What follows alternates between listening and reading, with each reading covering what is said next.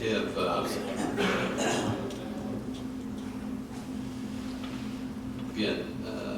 the agenda work session, setting the agenda for the August 25th regular council meeting.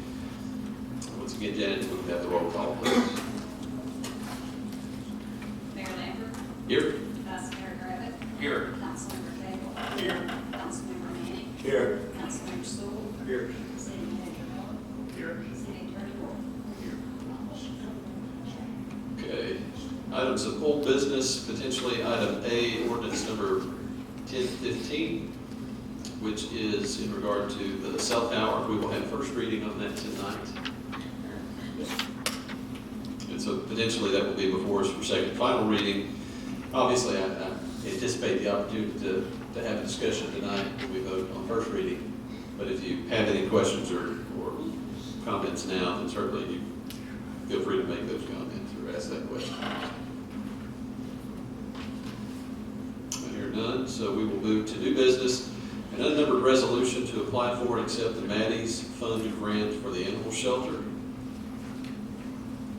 We have some additional information about that. Is it just, I guess probably the, I've got a minute. okay. Amanda Miller will give us a briefing on that. Yes, sir. There we go. Yes, this grant is going to be, we're applying for $5,000 for funds to take care of the heartworm test, and if we do have heartworm positive dogs, then we can pay for their care too.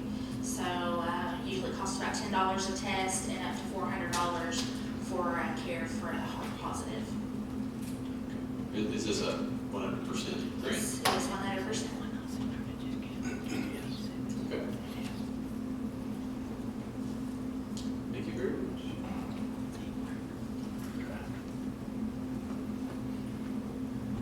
Okay, item B, an unnumbered resolution in regard to appointing current members of the East Ridge Housing Commission. Mayor, that's something that we had prepared. Obviously, the members of the Housing Commission have already been appointed. We thought that under the circumstances, since it's Housing Commission, we would anticipate to be very active in the future. It needs to be memorialized in a specific resolution and have specifically their terms of office. Like I said, that's probably precautionary, but nonetheless, there's not a downside. Straightforward enough. We will move to item C, request from Larry Clark with the Tennessee River Rescue for the city to provide safety officers and collection/hauling equipment for the annual Tennessee River Rescue on October 1st. This is something we participate in every year. Yes, ma'am. Yes, sir. Larry Clark will come next meeting to make his request like he does every year to you. We usually have some reserve officers and a fire rescue person in case someone does get injured, but we so far been very lucky we haven't. And also we'll have Melvin Petty or someone from the sanitation department to help run our garbage truck because we do pull a lot of refuse out of the creek. And of course, council is welcome to join us. I know some of you have done that so in the past, and we're always happy to have extra hands to help us beautify our Spring Creek. Absolutely. Thank you very much. It is something that it is a dirty job, but they do great work, and we certainly appreciate Mr. Clark and everyone who comes out every year to volunteer in that project. All right, item D is a discussion of the fence at Camp Jordan. Yes, Mayor and Council, this item I asked to be put on. The council took an action on this several months ago in regard to a portion of the fence on the northeast side of Camp Jordan, which has been damaged, torn down. The fence was proposed to be taken down and bollards put up along the roadway. I had a concern about putting bollards on. People can still drive their cars through those bollards. My concern is the protection of that soccer field there, kind of the premier soccer field. I would prefer to see the fence go back up there and keep keeps cars from going between the boulders, going down that hillside and turfing up the soccer field. We've got some areas over there which those individuals certainly participate in exercises like that. And that's kind of the reason I put this on. Get your feeling whether you want to go back with the fence, repair it, take the ball bar off, or take the fence down as you originally wanted to do and put the bollards up. I'm at your direction. I thought we were planting trees. Bollards and trees, but it's going to take time for the trees. Well, we're gonna do is, would that run under our $10,000 if we let our men put the fence up? I believe we can do that. No, I don't think our men can do it, but to fix it and then take the barbed wire off and everything, I mean, I think it could be done under the $3,000 that we've got from our insurance. He was supposed to be giving me a price on that today, but, you know, that's, Norman, what do you think? Can y'all do that? We can do it. If Norman says he can do it then. So we say he can do it for less, for the 3,000? He didn't say. No, can we? I'm not sure what my men's time would, I mean, they're already getting paid anyway, so, yeah, I'm sure we could have it down in 2 days. And we order the fencing wholesale from Stevens Pipe, and that's as cheap as you can buy it. So we can, you know, Kim can order what we need to fix it, and then we just need to take the barbed wire down across the top of it. Is it going to be commercial or residential? It's got to be commercial. There's another place on the other side over there where you're first turning in is tore up pretty bad too. the point of this that I'm trying to make is if we can do it without having to put it out for bid, with our men doing it, then you don't need to bring it back to public. I do because you had to, the council had decided to put the bollards in. So I'm deviating from that proposal. So we need to. If you want to, Use that one. yeah, delete that proposal and then let's go ahead with the fence. I'm just concerned, I mean, I've had problems with young adults turfing up parks in every city I've been in. And I'm gonna tell you something, we've got a premier field down there, and it wouldn't take much for a car to drive between those bollards and do a couple circles, donuts, and then it's gonna cost us an arm and a leg to have that repaired. Now, I know Mr. Martin is hung up on black fence, so if we put it up black. I have no It's problem. going to be the same thing we've got up now. Yeah, but it's rusty now. Well, and that was actually going to be one of my questions. You know, as we're looking at that fence, if we're going to replace a considerable part of it, I wonder if it would be worth it just to go ahead and replace everything that's there on Camp Jordan Road to make it match, because I would hate to see, you know, going on Randy's side, what does it That's matter? that high. I mean, where it's at, does the fence have to be that high? Does that look like it's made to keep people out of the ball where I don't know, why couldn't it be a 4-foot, 5-foot fence? You know, if we're going to start talking about just putting up a fence to protect the soccer field, then, you know, I mean, I understand where he's coming from, and I'm in full agreement with him on what we were going to do with this. Just simply fix this. We're looking at $3,000-4,000. If you go get into a bunch of money, you're better off to go down and put a fence around your soccer stadium and make it a real stadium. If that's what, you know, if you're going to spend that much money. It's still not gonna keep them out. No, I agree, but I say I agree with what you're talking about. We need to do the fence up there. But they're talking about doing a complete new fence, am I I can say correct? that if you put a new fence, 4 or 6 feet high, with the black coated fence, from there all the way down, I'm gonna tell you right now, it's gonna cost you more than $10,000. It'll have to be bid out. Yes. Because I put in so many fences over there, even personal fences cost me that much. So, make it look nice. I agree with the black coated fence. I think those are great. I was thinking about where Eve starts, up there where our fence starts. Yes. You go all the way down to the fence that's down there behind our track tractor shed. Yes, That's yes. the fence that I'm talking about, and then the little drive-in with the gate there. Right. Because we have to have a way to close that off. Exactly. During the flood time. That's kind of what I was looking Yeah. at. If we're gonna do, and make that area look really nice, yes. Now, I think he said he had to go on the other side of it, or two. That's what Mr. Cameron just said, go all the way down to where the, Tractor shed. Tractor should- it's a real long fence when you think about it. Do you want to get some estimates and we can? bring Yes. that? Why don't I do that, get some estimates of that, and I'll bring it back to get your feelings on that.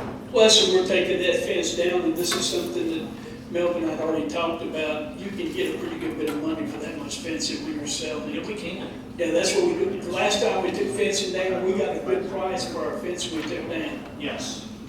Yes. Okay, yeah, we'll start on that this week.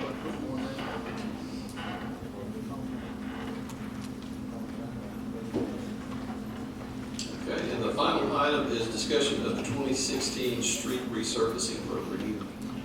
Yeah, I know it's a little late in the game, however, I do think we have some months where we can get some resurfacing done. In the budget, we have under our state street aid funding $1,191,000. I'm saying we spend all of that, but maybe appropriate about $500,000 of that. Let's go out.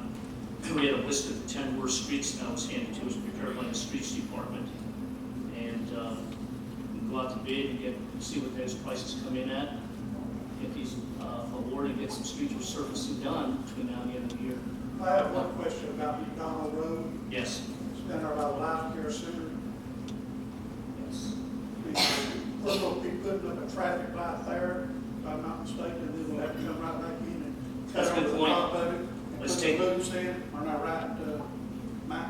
I'm assuming, I haven't seen the plans, what type of protection it is, but typically, yeah. In most cases, that will probably is going to be what happened, because we want that light there to be actuated, not on the iron side. Sure.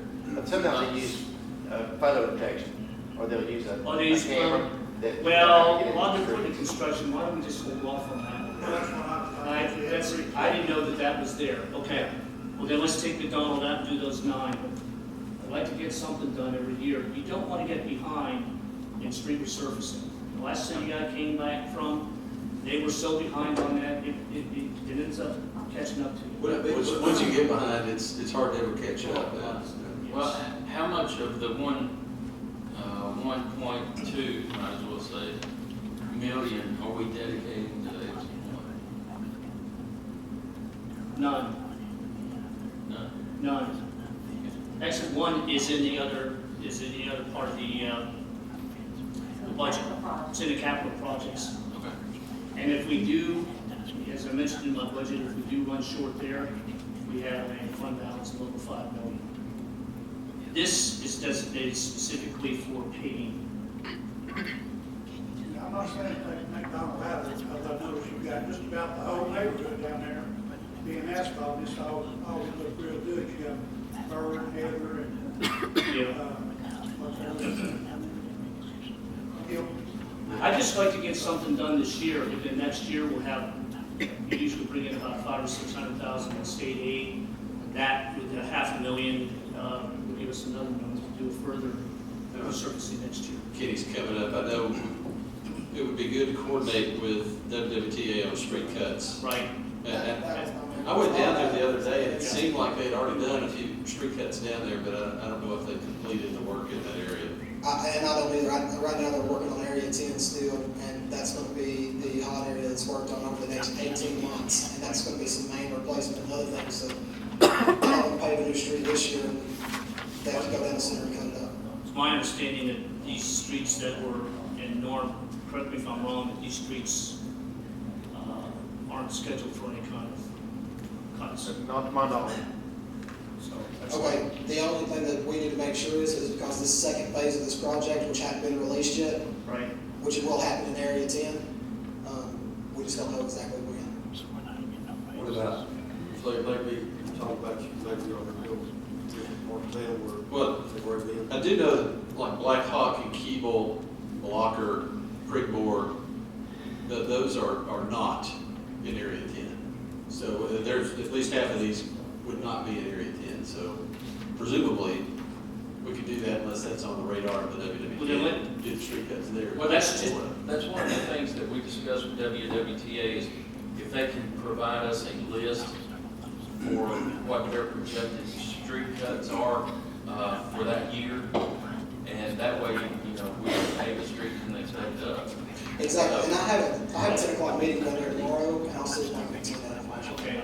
If it, maybe it'd be best if we did only do the streets that are outside of the section.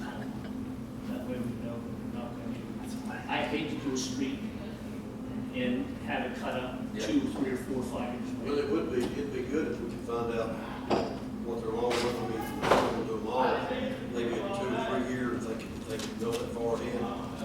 Because, I mean, you don't want to, it's like pave street and come back 2 years down the road. Right.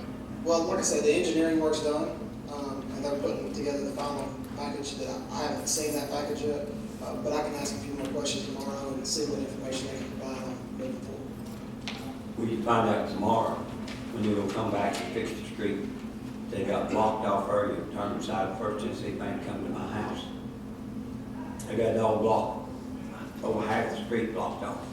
Got barriers all around it, it's whole, Where they've done the cuts, and they ain't filled it in when they did the cuts, today. 2 weeks. I think that's Tennessee American Water.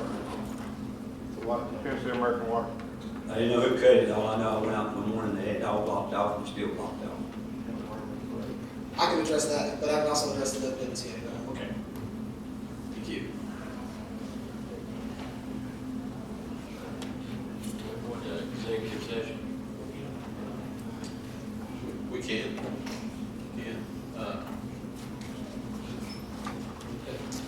We'll do that now, or do you want to do that after the regular meeting? Whichever.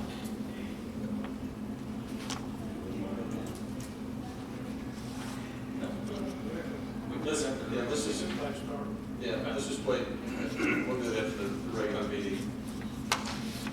Okay, does anyone have anything else for this particular meeting?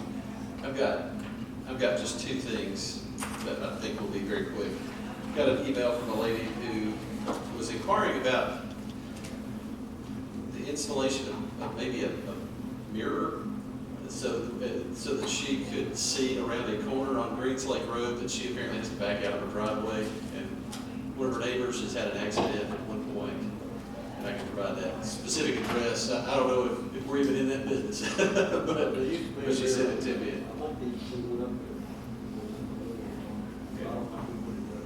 Okay. So say I bet the city did install that. Not sure. No, she sent me the email, so I just want. You don't know where the church is? That's what you're talking about there? These people look. I've got the street address, but I haven't been by there to see exactly where it's at. Also, if I may, I ran into a gentleman, I forgot his name on election day. He was inquiring about he approached the council back a few months ago about putting banners up across Ringo Road about, don't pollute, and, don't throw out the trash out on Ringo Road in Tile City, trying to, keep the area, more beautified. He asked me about the banners, what the progress is there, and also, about a traffic light at South Seminole, I think. He said it's one side of it going east and west has a turn signal, but the other direction does not. We're making some improvements to that intersection, but Chief, if you want to address that, you would talk to me about that short distance with another street coming into South Seminole. It makes it very difficult to do anything with that signal at that whole intersection, virtually impossible. You were just giving me that the other day, weren't you? Yes, sir, that's correct. The intersection of Old Ringo Road at South Seminole and at Ringo Road. Yes, sir. I went back through a fairly lengthy traffic design back up with traffic on the roadway itself and how roadways are categorized. And basically, what we can do right now is try to increase the visibility of the signage that's in that area to try to help. But putting putting things in there a little bit more can really cramp things because it is so close to Ringo Road. Old Ringo Road is so close to Ringo Road, and that intersection is so convoluted right there in that area. Well, he was talking about just putting a turn signal right there so people can turn left onto Ringo Road. I don't think he was talking about putting up a whole nother traffic light right there. Okay. He said that there's not a signal coming south on South Seminole to turn left. And I don't know, I didn't drive up there and see. At Ringo Road? Yes. Yes, sir, there is. Okay. There is signals on all four. Okay. Now, the problem that you run into is because Old Ringo Road coming down the hill from the bridge runs within 5 or 6 feet of Ringo Road. And we have that area posted to try to not block that so through traffic can get through and out. But where the loop system is, we don't have an extended area back, say if traffic was backed up, maybe one car and leave a spot in there so somebody could go through and not block that intersection totally. The loop system's not quite that far back, am I correct, Mike? Right. It only stores 2 cars. So that's what makes it sort of tight right there. We've been back and forth on it though. I told him I would bring it up. Yes, sir.